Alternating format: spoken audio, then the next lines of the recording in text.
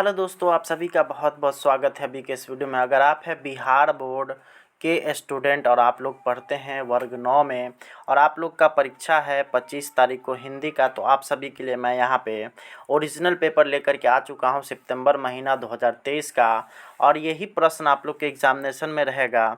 और यह जो प्रश्न है बिहार के हर एक ज़िला के हर एक स्कूल में यही सेम टू सेम प्रश्न रहने वाला है, क्योंकि एक ही प्रश्न पत्र सभी जिलाओं में गया है। तो इस वीडियो को आप लोग लास्ट तक देखिए और सारा का सारा क्वेश्चन आंसर यहाँ से मिला करके जाइए। तो चलिए अब हम लोग शुरू कर लेते हैं यह वीडियो और आप लोग को लिए चलते हैं क्वेश्चन पेपर की तरफ। आप लोग जब एग्ज़ामिनेशन देने जाइएगा तो सेम टू सेम आप लोग को यही पेपर मिलने वाला है, चाहे आप लोग बिहार के किसी भी ज़िला के निवासी हों। तो यहाँ पे आप लोग देख सकते हैं आप लोग का ये हिंदी एमटी मातृभाषा का यह है और सब्जेक्ट का कोड है आपका 101। और यहाँ पे आप लोग देख सकते हैं समय है आपका 1 घंटा 30 मिनट यानी कि 1.5 घंटे।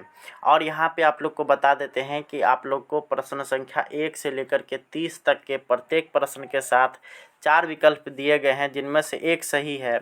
आपके द्वारा चुने गए सही विकल्पों को OMR शीट पर नीला या काला बॉल पॉइंट पेन से चिन्हित करें और किन्हीं 25 प्रश्नों का उत्तर दीजिए। यानी कि कुल 30 प्रश्न दिए गए हैं, जिसमें से आप लोग को मात्र 25 का आंसर कर करके आना है। ऑब्जेक्टिव की बात कर रहे हैं और 25 नंबर आप लोग का सब्जेक्टिव भी रहने वाला है। पहले कहा जा रहा था कि सिर्फ और सिर्फ ऑब्जेक्टिव होगा, परंतु प्रश्न पत्र में यहाँ पे सब्जेक्टिव भी है। तो चलिए यहाँ पे हम लोग आ जाते हैं पहला नंबर क्वेश्चन की ओर। पहला क्वेश्चन आप लोग का है कि शिव पूजन सहाय की एकमात्र उपन्यास का नाम क्या है। जिसका हो जाएगा आपका ऑप्शन नंबर बी यानी कि देहाती दुनिया। अगला यहाँ पर अगला सवाल है कि राजेंद्र प्रसाद का जन्म कहाँ हुआ था। तो माननीय राजेंद्र प्रसाद का जन्म हुआ था सारण में। अगला सवाल अगर हम लोग देखेंगे तो यहाँ पर है इत्सिंग किस देश से आया था। तो इत्सिंग आया था आपका चीन से। अगला चौथा नंबर सवाल हम लोग देखेंगे तो माँ ने चंपिया को किसके छिलके उतारने को कहा था। तो इसका सही आंसर हो जाएगा आपका ऑप्शन नंबर ए यानी कि शकरकंद के। अगला है अमृतलाल नागर मूलतः क्या थे। तो अमृतलाल नागर मूलतः थे गुजराती। अगला सवाल अगर हम लोग देखेंगे तो यहाँ पर है भारत में पहली बार सिनेमा कब दिखलाया गया था। इसका सही आंसर आप लोग का हो जाएगा आपका ऑप्शन नंबर ए यानी कि 1896 ईस्वी में। अगला सवाल यहाँ पर है अष्टावक्र रेखा चित्र के रचनाकार कौन है। तो इसका हो जाएगा आपका सही answer option number D Vishnu Prabhakar यानी ऑप्शन नंबर बी। अगला यहाँ पर है टॉलस्टॉय के पुस्तकों में कितनी पुस्तकें थी। तो यहाँ पे ऑप्शन नंबर डी हो जाएगा 23,000 पुस्तक। अगर आप लोग का कोई भी क्वेश्चन डिफर करता है तो आप लोग कमेंट में ज़रूर लिखेंगे। अगला है प्रभु जी तुम चंदन हम पानी के रचनाकार कौन है। तो इसका हो जाएगा आपका ऑप्शन नंबर ए यानी कि रैदास।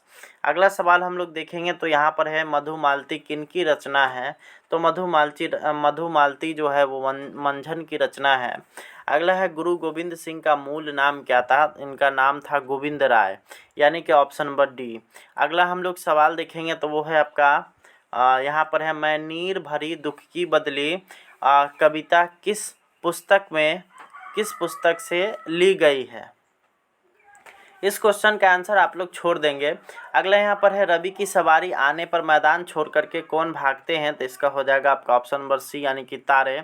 अगला यहाँ पर है केदारनाथ अग्रवाल पेशे से क्या थे। तो केदारनाथ अग्रवाल थे पेशे से आपके वकील। अगला सवाल हम लोग देखेंगे तो यहाँ पर है आ रही है रवि की सवारी कविता के कवि कौन है। तो इसका हो जाएगा आपका ऑप्शन नंबर डी यानी कि हरिवंश राय बच्चन। अगला सवाल महाशय शब्द का स्त्रीलिंग क्या होगा। तो महाशय शब्द का हो जाएगा महाशया। अगला हम लोग सवाल देखेंगे तो यहाँ पर आप लोग का आता है कि मैं कलम से लिखता हूँ इस वाक्य में से किस कारक का चिन्ह है। तो ये हो जाएगा आपका ऑप्शन नंबर ए यानी कि करण कारक से। अगला यहाँ पर है जिस शब्द से किसी काम का करना या होना समझा जाए उसे क्या कहते हैं। तो उसे कहा जाता है आपका ऑप्शन नंबर सी यानी कि क्रिया। अगला सवाल है यहाँ पे लड़का आया था किस काल का उदाहरण है। तो ये हो जाएगा आपका ऑप्शन नंबर सी यानी कि भूतकाल का। अगला यहाँ पर है अपमान में कौन सा उपसर्ग है। तो यहाँ पे अपमान की अगर बात करिएगा तो इसमें उपसर्ग बोला जा रहा है, तो ये हो जाएगा आपका अप। अगला यहाँ पर है गाने वाला में कौन सा प्रत्यय है। तो ये हो जाएगा आपका ऑप्शन नंबर सी यानी कि वाला। अगला सवाल हम लोग देखेंगे तो ग का उच्चारण स्थान कहाँ है या क्या है। तो ये हो जाएगा आपका ऑप्शन नंबर ए यानी कि कंठ। अगला सवाल है महर्षि शब्द का संधि विच्छेद क्या हो जाएगा, तो ये हो जाएगा आपका ऑप्शन नंबर ए यानी कि महाजोर ऋषि। अगला हम लोग सवाल देखेंगे कौन बात कर रहा है, किस सर्वनाम का उदाहरण है, तो यहाँ पे कौन है अब बात कर रहा है, लेकिन यहाँ पे प्रश्नवाचक चिन्ह नहीं है, तो इसलिए कुछ यहाँ पे स्टूडेंट लगा देंगे प्रश्नवाचक, लेकिन ये गलत हो जाएगा। ये आपका हो जाएगा यहाँ पे निजवाचक, यहाँ पे किसी के यहाँ पे निजता के बारे में पूछा जा रहा है। अगला है गंगा कौन सा संज्ञा है, तो गंगा है आपका व्यक्तिवाचक संज्ञा। अगला सवाल हम लोग देखेंगे तो अगला यहाँ पर है कान में तेल डालना मुहावरे का क्या अर्थ है, तो कान में तेल डालने का हो जाएगा आपका ऑप्शन नंबर सी यानी कि कुछ न सुनना। अगला यहाँ पर है देशभक्ति कौन सा समास है, तो देशभक्ति आपका हो जाएगा द्विगु समास। अगला हम लोग देखेंगे तो यहाँ पर है शकुन शब्द का विलोम क्या हो जाएगा, तो इसका हो जाएगा आपका अपशकुन। ठीक है। अगला यहाँ पर जो अंतिम सवाल है जो कहा न जा सके के लिए एक शब्द क्या है, तो इसका हो जाएगा आपका ऑप्शन नंबर ए यानी कि अकथनीय। तो यहाँ पे आप लोगों ने देखा कि मैंने आप लोगों को 30 में से 29 प्रश्नों का जवाब दिया है और एक प्रश्न आप लोगों के लिए मैंने छोड़ दिया है।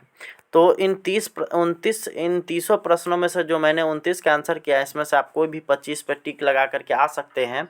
अब उसके बाद यहाँ पे अब आप लोग का आ जाता है विषयनिष्ठ यानी कि सब्जेक्टिव क्वेश्चंस। तो यहाँ पे आप लोग का जो ये सब्जेक्टिव क्वेश्चन है निम्नलिखित प्रश्नों में से किन्हीं 5 का आंसर देना है। तो यहाँ पे आप लोगों को दिया गया है 10 प्रश्न दिया गया है। ठीक है, यहाँ पे 10 प्रश्न दिया गया है, इसमें से किसी 5 का आंसर देना है। आप लोग अगर कमेंट करेंगे कि यहाँ पे आपको सब्जेक्टिव का आंसर भी चाहिए और आप लोग इस वीडियो को कम से कम 100 लाइक कर देंगे तो मैं आप लोगों के लिए सब्जेक्टिव का भी आंसर लेकर के आ जाऊँगा।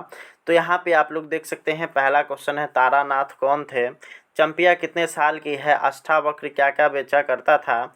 उसके बाद है टोल्स्टॉय ने अपनी समाधि के विषय में क्या कहा था, कबीर रैदास ने अपने ईश्वर को किन किन नामों से पुकारा है। उसके बाद है सुनहली चादरें कहाँ बिछी हुई है, कवियत्री महादेवी वर्मा किसे मलिन नहीं करने की बात करती है। अगला यहाँ पर राह में रोरा भिखारी किसे कहा गया है। और उसके बाद है पूरा हिंदुस्तान मिलेगा कविता की में विद्या की खेती का क्या क्या अभिप्राय है। राह में खड़ा भिखारी किसे कहा गया है। अगला है पूरा हिंदुस्तान कवि विद्या की खेती क्या अभिप्राय, तो हुई क्या विशेषण किसे कहते हैं। अगला यहाँ पर है निम्नलिखित में से किसी एक विषय पर 250 से 300 शब्दों में निबंध लिखना है। मेरे प्रिय लेखक या कवि, ग्रीष्म ऋतु, बैलगाड़ी की यात्रा, पुस्तकालय का महत्व। उसके बाद है अगला यहाँ पर अनुपस्थिति दंड माफ़ करने के लिए प्रधानाध्यापक के पास एक आवेदन पत्र लिखें अथवा बढ़ती महंगाई पर 2 छात्रों के बीच संवाद लिखें। तो यहाँ पे आप लोग अगर कमेंट करेंगे और साथ ही 100 लाइक कर देंगे तो आप सभी के लिए मैं इसका सब्जेक्टिव का भी आंसर लेकर के आ जाऊँगा। तो आप लोग इसको जल्द से जल्द लाइक करिए और अपने दोस्तों में ज़रूर शेयर करिए। थैंक्स फॉर वॉचिंग, धन्यवाद। आप लोग से मिलेंगे नेक्स्ट वीडियो में। यही सवाल आप लोग का एग्जामिनेशन में रहेगा।